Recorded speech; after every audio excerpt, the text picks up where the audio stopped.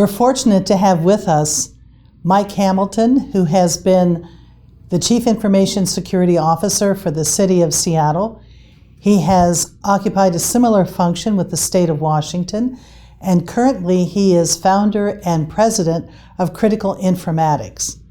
We're seeking from Mike a perspective on how cybersecurity is managed operationally in the local, regional, state government sectors. As we've talked earlier, each of these sectors manages cybersecurity slightly differently, although the main areas of concern remain the same: policy, procedures, technology, security awareness training, and audit. But how those are implemented in each sector varies. So, Mike, really happy to see you today. Thanks, Barbara. Thank you. Good to be here. Can you give us a little background on you and how you got here? Because you're a role model for these folks. Role model. Well, so I'll start with a joke, which is not really completely a joke, but as you know, today you can go to school, and there are many, many schools now that have a cybersecurity degree program, and you can get your degree in cybersecurity. And in today's world, if you get your pedigree the way I got mine, you're probably going to go to prison. So it is different. So let me just kind of see if I can go through the history of how I got here. A long time ago, when I got out of graduate school, I went to work at the Jet Propulsion Lab in Pasadena. It was a NASA lab, and my job was algorithm development for hyperspectral remote sensing of the coastal ocean. It was a very cool job, and I got to do a lot of fun things. But at JPL, they said, okay, well, everybody who runs a network of Unix workstations, you got to secure those. Because the internet had just started to get commoditized and everybody was jumping on, and we started having security problems. So I learned how to do that with SunOS 4.1.3, the most attackable operating system ever. And I learned a lot from that. And so when my job at JPL got kind of boring, it turned into quality assurance of sea surface temperature imagery, which is pretty boring. I decided I was going to leave and hold up my hand and say, okay, now I'm a firewall expert. I was not. But I convinced enough people that I was, and I went into business basically hand-rolling firewalls using open source tools, what we now call open source, the firewall toolkit, S-Watch, S-Tunnel, things like that. And it worked, and we sold a bunch of firewalls. And like I said, went into business. I was not a businessman then. I'm barely one now. And did a bunch of work in Southern California, finally gave it up because contracting and consulting in security was paying better. And it was a lot less stressful. So I ended up working for a great number of organizations. Finally ending up at Walmart headquarters in Bentonville, Arkansas, working on a long project there. And it was while I was there in Arkansas that I convinced my internet girlfriend to A, marry me, and B, move to Arkansas, which tells you that I should be in sales. So at that time, I got tired of being in Arkansas, which is not hard to do. And so apologies to any Arkansas people watching this. And maybe we might want to cut that part out. So at that time, I got tired of being in Arkansas. My possibilities at Walmart were not great, and took a job with a startup called Guardant, and went to work for Guardant. They relocated me to Seattle. I worked for a great number of private sector companies as a consultant, big ones, Applied Materials, Safeway, Ross Dress for, I worked for really a lot of organizations. And at the time, we were looked at as an acquisition target, and we were acquired by VeriSign. And I became the managing consultant for VeriSign Global Security Consulting. And that was great. VeriSign drove a dump truck full of money to my house every 2 weeks. I was going to work on an airplane, living in hotels, driving rental cars, and eating in restaurants all the time, which is not a great life. It may sound good, it's not a great life. Those people, when you go to the airport and you see the people that are getting their first class upgrades for free, they have terrible lives. And then when I was 44, my daughter was born. And if you're going to be dad, you can't go to work on an airplane anymore. So I took a job with the city of Seattle as the chief of information security. I did that for about 7.5 years through the big economic downturn, which means we had to really come up with some creative ways to deal with security problems. Done with that, decided I was going to go back into business. We started this business, originally the absurdly named M.K. Hamilton and Associates. And the state picked me up as a policy advisor, cybersecurity policy advisor for about 2 years. So I worked for the state for a couple of years. So through that experience, I worked for a lot of local governments, for state government, and I did a good amount of work with Homeland Security through a government coordinating council for state, local, and tribal and territorial governments. So I worked the spectrum of governments, and I think through all of that experience, I think the thing that has prepared me best for going into business now that I'm an entrepreneur and we just closed on our Series A round of investments, I think all of that government work and understanding how policy underpins what it is you do and how policy is enforced and how policy needs to be consistently applied. I think those were very, very good lessons that I took out of my government work. I'm never going back to the public sector, but it's still something that I think deserves a lot of my focus and the focus of the company. It still does. That's interesting, Mike, because I've had students that enjoy the technical side of cybersecurity, but the rules side is frustrating for those folks. Why do I have to do all that policy stuff? And yet I've had students, once they've gotten out in the real world, appreciate the need for it. So I appreciate the fact that you're reinforcing that. Do you have any other thoughts about what students should be thinking about arming themselves to get prepared for a cybersecurity career? Well, I think that the way that I did it, starting out very technically in, taking apart Unix systems and turning them into firewalls, that's definitely part of it. That experimentation and the ability to have a little test lab in your home or some kind of range that you can work with, I think is very important as kind of the primary underpinnings. As you mature in this field and you become more and more into management and then into direction and then into executive communication becomes a large part of what you do, you start to look at everything a little differently, and it's not so much about the technology. The technology is your solution set, your toolkit. How you really move the needle has more to do with how compelling you are to the executives and let's call it the C-suite, even if you're in government, there's something like that, right? Elected officials, and how you can convince them what constitutes a good investment to lower some risk that you can define. And policy is part of that. Standards and procedures are part of that. Again, those are all parts of this big toolkit. And indeed, when you look at any of the regulatory requirements or standards of practice, the ISO standard, NIST 800-53, the PCI, data security standard, they're all the same.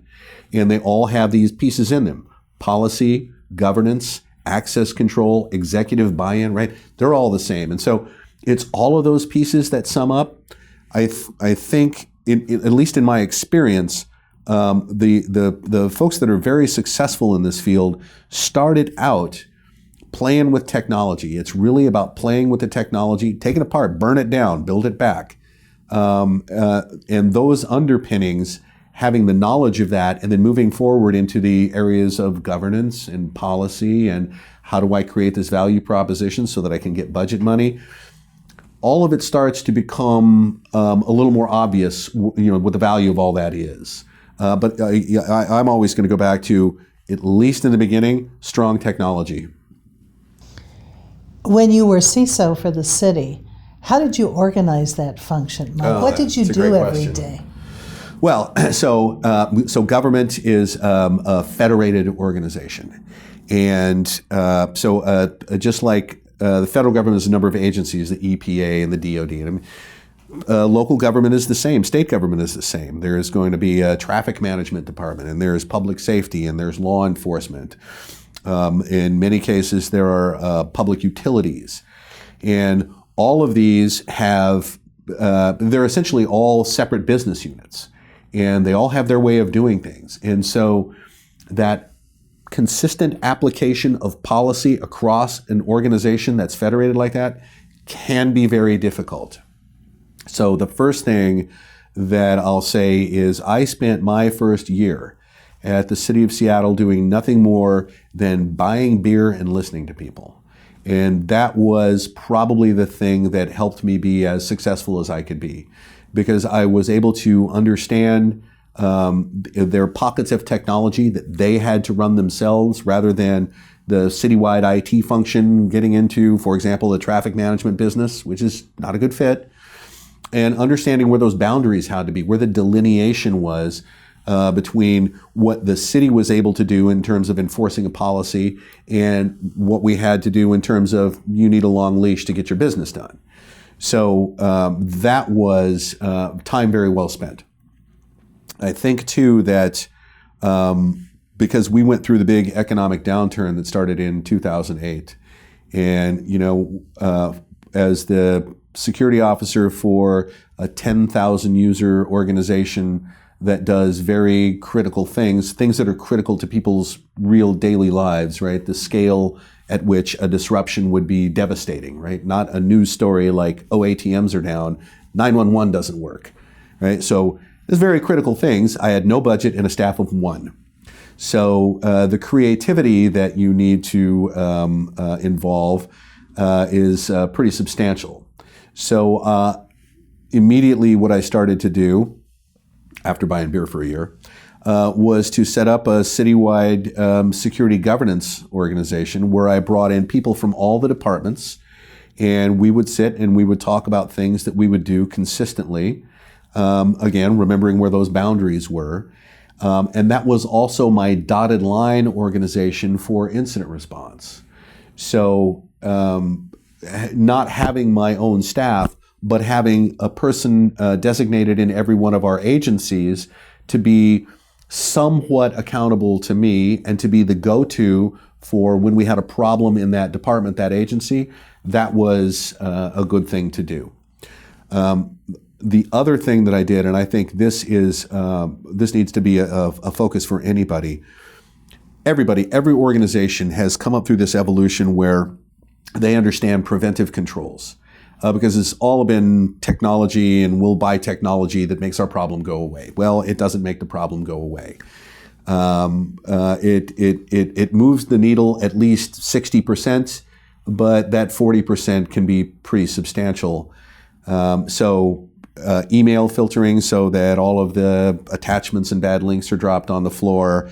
URL filtering so that people can't go to known bad websites that are pushing malware on them. Desktop antivirus, firewalls, intrusion prevention systems. Those are all preventive controls. I had a big focus on detection and response because we know that against a determined attacker, all that's going to fail. And what you're left with is we need to know when our wire transfer system is talking to Ukraine and put that grease fire out on the stove before the house is engulfed in flames, if that makes any sense. So we, through arm twisting, bribery, coercion, I was able to, again, create a value proposition and convince different departments that had different funding models to cough up some money so that we could do citywide things because it helped them. And, again, all the beer I bought really paid off right there.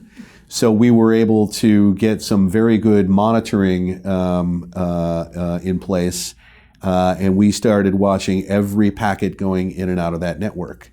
And because I had a dearth of resources, as you know, we started an intern program. and I would bring folks in from regional schools, University of Washington, some other schools, and put them to work as analysts, having them watch all of the monitoring that was going on and be prepared to initiate incident response and reach out to those designates in those other departments so that we could get these things batted down before they became bad. During that time, some very, very bad things happened that we got in front of. And I think I've told you about some of them. We had the Seattle City Light is a power company that's run by municipal government. And we had the power marketers targeted by another country. Very obviously, we saw the fake intelligence bulletin come in. We saw that it was going to a preponderance of people in Seattle City Light. And I went to the CIO there and said, what can you tell me about these people? He said, most of those are power marketers. Well, power marketers are the people that trade energy over the grid. So if we don't have enough snow and our melt isn't coming down and our dams aren't producing power, we need to buy it from Southern California, all that needs to get set up. And so we had a country that was very intent on gaining control of the power marketers' desktop computers. And we got in front of that. We've had computers that were so heavily compromised that we had to send the entire computer back to the Secret Service in DC. Never got it back. A number of things happened. So that investment and that focus on detection and response, I think is really what paid off a lot in the public sector for me. What about your responsibilities to the various stakeholders? It's a little different in government than it is in industry. So you've described how you managed internally, the operational side. Outstanding description. I think the students can really grapple with. What about your stakeholders? Because you have not only your leadership, but you've got the political influences and you've got the citizenry. Mm-hmm. So how does that work for local government?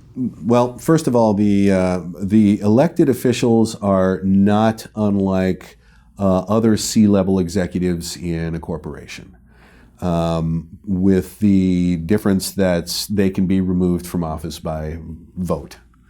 But being able to talk to elected officials and create that value proposition for them is a completely different language that you use than when you're talking to the IT designates in all the departments who are going to be my dotted line staff. So it's when dealing with those stakeholders, and in fact, I would say, department directors, right, the heads of the agencies, you don't talk about SQL injection, cross-site scripting, buffer overflow, malware. Don't go there. What you talk about is there are essentially three categories, three buckets that you can put all kinds of bad outcomes into. There's unauthorized disclosure of records, right? The dreaded records breach. 47 states have statutes on the books that say you have to fall on your sword, hold up your hand, admit that you blew it, monitor credit, do all those things. And there's a cost associated with that, and it's agreed pretty well that it's about $200 a record. So if you have 1 million records, personally identifiable information, your potential liability is $200 million. That's the way to have that discussion. The second bucket is outright theft and today extortion, ransomware. And we have seen wire transfer fraud, what's called CEO impersonation, I think is what the term is now that everybody uses. Even in this state, we've seen that range from about $75,000 to about $1.2 million. Then there's ransomware. Extortion is getting to be extremely monetizable by organized crime, and so that's a large focus from them. So again, saying here's a bad outcome, and here's the money that's potentially associated with it. So you have a dollar amount of liability. And then the final one is service disruption. So it's records disclosure, theft and extortion, and service disruption. Well, if you're in a private sector business, service disruption is the inability to continue to do your business. Your revenue goes to zero. That's pretty obvious. But if you are in the public sector, where we manage transportation, have communications for law enforcement, public safety, run 911, purify water, treat waste, et cetera, et cetera, et cetera, all the things that your government does for you. Disruption of a critical service doesn't mean you get a letter from a credit card company. It might mean somebody dies. And so when you package it in that way, and you take it to elected officials or even your C-suite, and you say, let's not talk about cyber spookery, let's talk about dollar amounts of liability and how to reduce that liability through risk avoidance, risk transference, risk mitigation, risk acceptance, which is not really the thing you should do, but the 1979 Ford Pinto model of risk management. There are a number of ways to handle risk, and you start to carve it up for them, and they start to understand, okay, I have $200 million of potential liability in the records that we hold. You're asking me for $50,000 for controls. That sounds like a good deal. That is the conversation that you need to have when you get to that level. Stay away from we need to impose this standard, here's a prescriptive set of things we need to do. That's regulatory compliance, that's standards of practice. That's the discussion you have with IT staff. The discussion you have with stakeholders that are elected officials, directors of agencies, things like that, it's got to be about money and service continuity. What about the threat actors that are arrayed against government, Mike? Because you're talking about nation states here. How do you think it stacks up with some of the other sectors? What are the threats that someone going into the local, regional, state government sector might face? Well, and you make a good point. It's about the threat actors. If you're managing risk and you have vulnerabilities on some system, and the vulnerability is on a finance system, right? You may lose a lot of money. Well, you got to think. There is a taxonomy of threat actors out there. Unsophisticated criminal of opportunity, malicious insider, hacktivist, organized crime, nation state, terrorist. You got to think to yourself, okay, a hacktivist is not going to steal money. That's generally not what they do. A nation state is not going to steal, unless it's North Korea, is not going to steal money. So you start to narrow down who really would be the threat actor that would be interested in this particular asset. What's the likelihood that threat actor is going to target us for that? And you start to be able to manage that risk. When working in local government, we had hacktivists come around all the time. Seattle, we draw that kind of fire in Seattle. It's Wednesday, there's a protest. That's right. So that was an issue. The nation state was an issue. I'm going to not identify the ones that we had particular problems with, but clearly we were the object of affection of a number of nation states. Organized crime, frankly, doesn't target the way other actors do. That's more of the shotgun blast approach and seeing who we can get to trip over the cruft out there on the internet and lock up a computer or surveil keystrokes to get further entry into the network, et cetera, et cetera. In general, that's not targeted. What we're getting into now, we've moved from kid with a virus melts a network to organized crime that steals your money to organized crime that steals an organization's money, and now to nation states that are all about espionage, manipulation of opinion, theft of intellectual property, things like that. So, this is constantly changing. Your point about threat actors is a good one. That's really a good focus to have. And what are the priorities and motivations of those actors? It's getting a little muddled right now because the tools that it takes to effect compromise of a network for theft or disruption or whatever purposes have been so commoditized. I mean, you can buy denial of service as a service. You can buy ransomware as a service. All you gotta do is pay a fee and collect money. All that is very bad. It's lowered the bar. More actors are getting into it. The ones I worry about right now are the ones that are a little unhinged and for strategic reasons may disrupt infrastructure. These things I talked about in local government. In a lot of ways, local government is like small and medium business. It's the unlocked window that leads into the bigger network of trust with states and federal government, things like that. So they're easy to pick off. And they are not investing very well in controls, and frankly, local government has a tendency to manage by landmine. And these kinds of landmines in terms of infrastructure disruption from, the North Koreas of the world, possibly other countries, I think is going to get real. And, the other troubling thing that's going on right now is, despite the fact that the bar has been lowered so far and you don't really have to have any skills anymore to pull these things off, there are hybrids that are coming out. So terrorists in the Middle East that don't have the kind of skill sets that would allow them to carry out their intent to disrupt infrastructure can now hire it as a service. And so when you have terrorism and organized crime coming together, that's a real bad thing. That is something that we're watching very closely here from our business, just as threat intelligence that we need to supply for our customer base. That one's troubling. So I'd like to pick up on extrapolating where things are going in the future, Mike. What do you see coming at us? You've mentioned some things that are really right in front of us. How about down the road? How should these students be preparing themselves for what's coming at them? How did you stay current? That's a good question. I read a ton of news, as you know. Every night I go through a number of publications and do a bunch of searches for articles that are current to find out exactly what's trending. And, I put out my news blast every morning. That's kind of how I stay current with what's going on. And you can derive trends just from assimilating all that news. And you got to be careful when you read news articles because they're all written by somebody who wants to sell you something, right? I mean, just let's get that out there.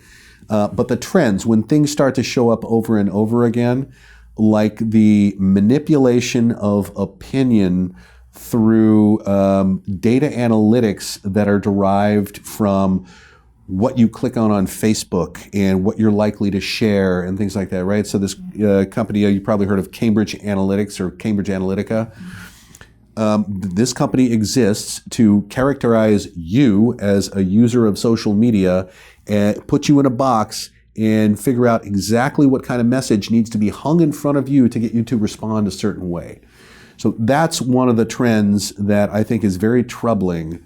And it's not cybersecurity, steal your money, melt your network, take over your, whatever. But it is related in a way that I think students need to be aware of this and be focused on this and probably start thinking about some kind of sociological, anthropological, and other touch points into the how we're running headlong into some of these things.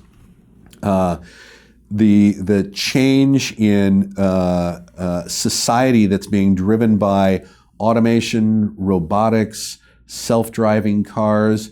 There's going to be a lot of social upheaval because of those things.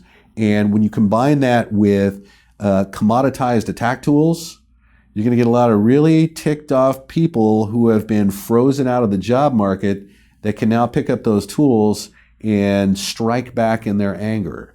And some of that's already happening. So, I think that we're going to get to, this is a metaphor, but neighbor on neighbor cyber crime, I think, is going to be a bigger deal. The whole question about government surveillance and how that relates to your privacy is an issue that I think that we need to take up. It's hard to make a claim for I want my privacy preserved when you tell everybody on social media everything about you. It makes it kind of a flaccid argument. But in the meantime, there are things going on that we need to be aware of. For example, the law that just passed that makes it okay for internet service providers to sell all your activity for the purposes of advertising. Now, I don't know if that's really the purpose. I can't believe that Congress felt a strong need to create another revenue stream for internet service providers. But if they're going to be selling your activity, they could also sell it to Cambridge Analytica, and they could even better determine what box you're in and what message you need to be hit with. So all these things start to interrelate, right? Those are things that I think are what students might want to be thinking about in terms of how this box is expanding. There are interesting things happening with the regulatory environment. I don't think out of our current administration we're going to get any regulatory anything. So existing regulatory authorities are expanding their purview, and they're all reaching out to third parties. So for example, critical informatics, we do business with hospitals, right? We do managed detection and response, and the health sector is, one of our lines of business. Well, that makes us a HIPAA business associate. We can be audited against HIPAA. We can, right? And we don't have any health records. So all these things are changing, and so this the regulatory ground on which we're standing is shifting right now, and that's something to pay attention to. And just on the surface of it, I think the infrastructure disruption and our ability to field adequate emergency response is really something we need to be paying more attention to. I know we're going to talk about that some more later, but in the ecosystem that is emergency response and the way FEMA has created the National Incident Response or the National Incident Management System, things like that, we can deal with hurricane, earthquake, windstorm, snow, asteroid, volcano, but cyber disruption of infrastructure, we're going to have a harder time with that. Those rules don't apply that well to that. So I think all those things, just in terms of what students might want to focus on, those are some areas that are not the obvious ones, because this is all changing so fast, right? Software-defined networking and cloud computing is going to take over. And everything that we do today is all going to have to be different. The problems will still be there, but how we address them is all going to have to change. So for students that are considering a career in cybersecurity or interested in furthering their studies, do you have any last admonitions or suggestions or recommendations? I'll briefly say one thing. I think that to be successful in this field, and it doesn't matter really what area of the field you're going to go into, it can be a technical analyst, working in a SOC, a security operations center like we run here. You can be a sales engineer working for a product company. You can learn cybersecurity and sell insurance, which is going to be a very big deal. Risk transference through insurance, once the insurance companies figure out how this actually works, and they don't know yet, is going to be a big deal. So there's a lot of places where students can apply knowledge of information security in ways that are not strictly technical, not even strictly aligned with running an IT security program. That said, I look at it as a three-legged stool. You need some education, you need some type of certification, because that's our credentialing, our licensing, and we really don't have licensing right now, but credentialing, and then some kind of experience. So any opportunity to get any internship experience, so that along with your education you can say, well, I've actually sat in front of live fire and I know what this looks like.